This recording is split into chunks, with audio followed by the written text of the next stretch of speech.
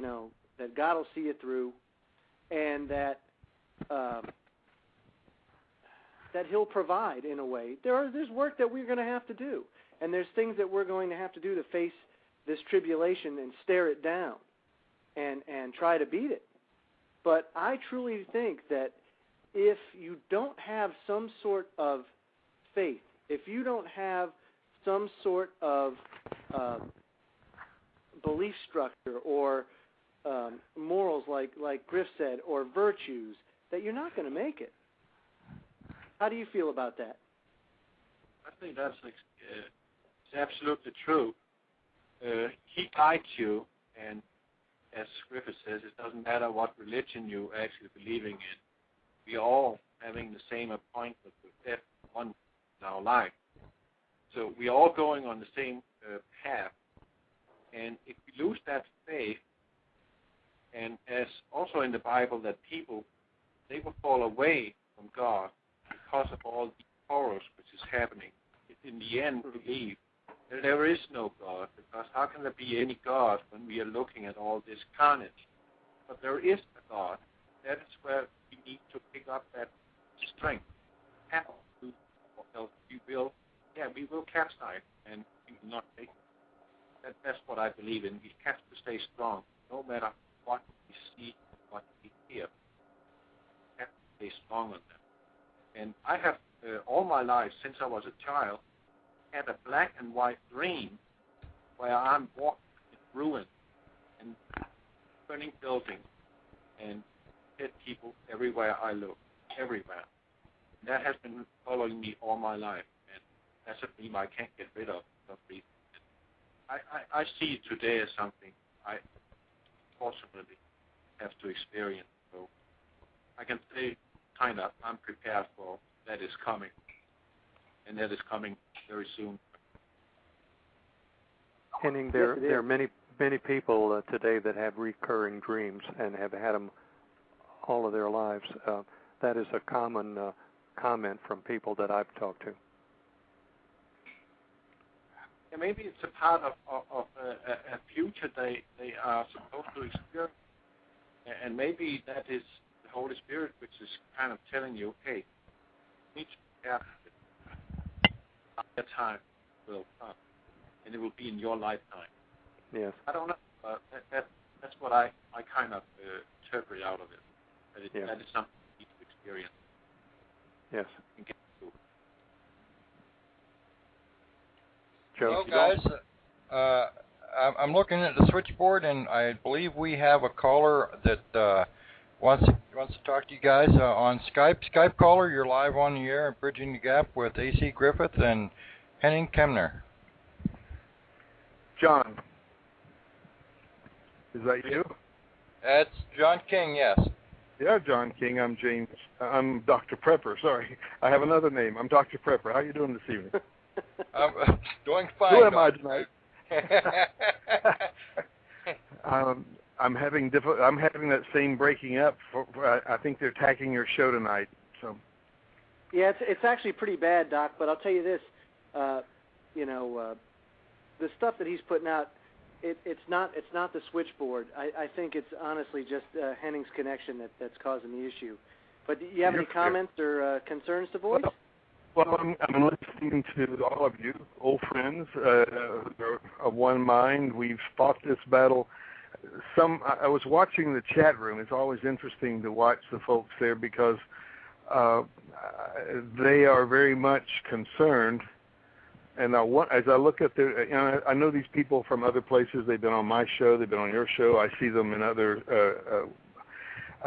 chat rooms, and I know they're all looking for answers.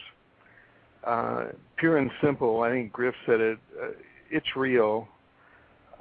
It doesn't matter where the polarization is coming from or what's causing it. We're a polarized nation right now.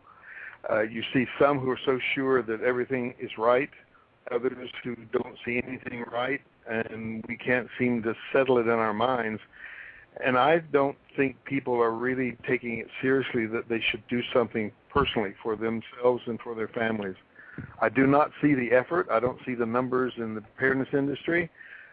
Sales are down this summer over last summer. You would think at least they would be up somewhat given the intensity and the ferocity of all that's going on and the things that are happening. I mean, since Haiti, it's gone downhill. I get reports, thanks to Kim Griff from your office there, indicating how many small earthquakes we've had all over the world.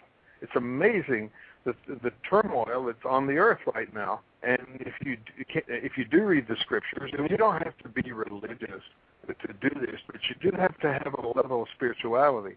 And what that means is you got to care for your own life and for the lives of others and for mankind in general in order to do something and urge others to do something. Preparedness is a community effort. That doesn't mean it has to be everybody in your neighborhood, but you've got to have some support or it won't happen.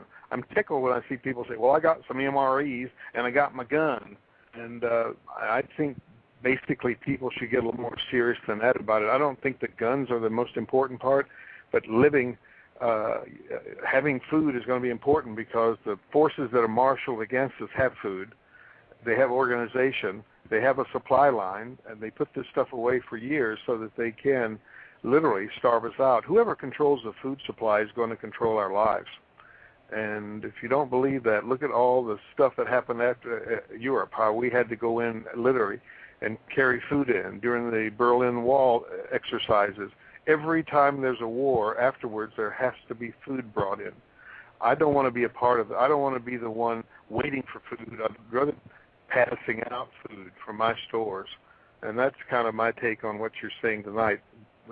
People need to take action and quit messing around. Well, here's a question for you, Doc. I mean, I guess we could look at it. Let's take a look at it through jaded eyes and say that, well, the reason why sales are down are probably because everybody's done all the preparing that they need to do. Or we can take a look and say, wow, people waited now it's almost too late.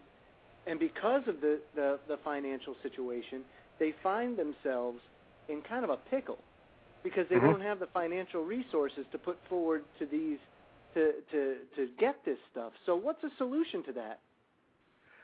Well, as I went through this in Y2K. Not only Griff and I are probably on this show right now old enough to remember Y2K and the excitement about that. And you can poo-poo that all you want, but it was real in those days, just as this is real now. And I still have wheat that I stored then, and it's still just as good as it was then, and it'll be good for another 1,500 years the way I've got it stored. I have food that will last long past my expected living date, and I really believe my kids will inherit it and use it. It's a matter of faith, and that faith comes from spirituality. You really have to believe in yourself. Spirituality is not religion. They're two different things altogether. And without that, and I see a lot of that on the internet, by the way. Every time somebody mentions something religious, you get a lot of people amening, and that's nice. That's really nice that they do that. What that means is that they have a faith, and some of them have a religion. Religion is a real bonus. It gives you something to live by. It's a credo. It's a way of life. And we need that. Right now, as our American values are being attacked, we need to be more of what used to be America. We're getting less of it. And I think we're reacting to it in such a way as we're losing the helm, as it were. What would I do? Food. Too much food is something you can eat your way out of, as my dad would have said, or indeed as he did say. Food is something that is always utilizable in some way, or you can give it away for a tax break to some people who are hungry. There's always use for food. People are still buying cars, homes, clothing, going out to eat, having a big time, and borrowing money for other reasons. I don't ever suggest anyone borrow money for the future for any reason. One of the four things you have to do in one of the four critical priorities is to get out of debt. But if I had to choose between debt and starving, guess what I'd take? And I would work indentured to live. Many people have, and in fact we do that anyway. We were indentured to our home. The last thing I'm going to do is leave my home. It's my most expensive and best investment I've ever made, and I'm going to stay here as long as I ever can because everything I have there, my convenience store, I can camp out there with or without electricity. In fact, it's cooler without the refrigerator running.